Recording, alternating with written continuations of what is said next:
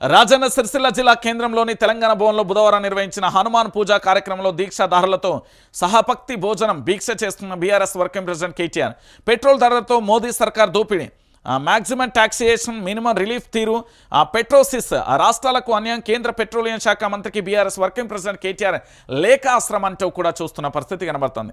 ఈరోజు కేంద్ర ప్రభుత్వానికి సంబంధించి ప్రజలకు న్యాయం చేసే విషయంలో ప్రజలకు ఇచ్చిన వాగ్దానాలను నిలబెట్టడంలో కూడా ఫెయిల్ అయిపోయిన పరిస్థితి కనబడుతుంది. అదేవిధంగా ఇక్కడ కూడా అలాంటి పరిస్థితి చోటు చేసుకుంది. అంటే జరుగుతున్న పరిస్థితికి సంబంధించి వాస్తవం ఏంది అనేది కూడా మనం చూస్తున్నాం.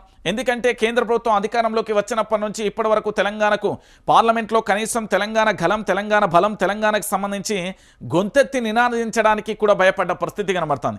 ఈ రాష్ట్రం నుండి చాలామంది ఉన్నప్పటికీ కూడా ఒక్కరు కూడా స్పందించిన పరిస్థితి కనబడుతుంది. అంటే తెలంగాణ ప్రాంత బిడ్డలారా మీరు అందరూ కూడా ఆలోచించండి. ఈరోజు జరుగుతున్న పరిణామం ఏంటి, వాస్తవాలు ఏంటి అనేది కూడా ఆలోచించాలి. మన ప్రాంతీయ పార్టీలు కనుక మన రాష్ట్రంలో అధికారంలో ఉంటే మన తెలంగాణ గలం కానీ దళం కానీ బలం కానీ ఈ మూడింటి కోసం పోరాటం చేయాల్సిన అవసరం ఆవశ్యకత ఎంతైనా ఉంటుంది.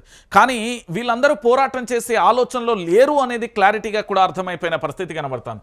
ఇక ఇంతకంటే ఇంకేం చెప్తాం అనేది తెలంగాణ ప్రాంత బిడ్డలందరూ కూడా ఆలోచించాల్సిన పరిస్థితి కనబడుతుంది.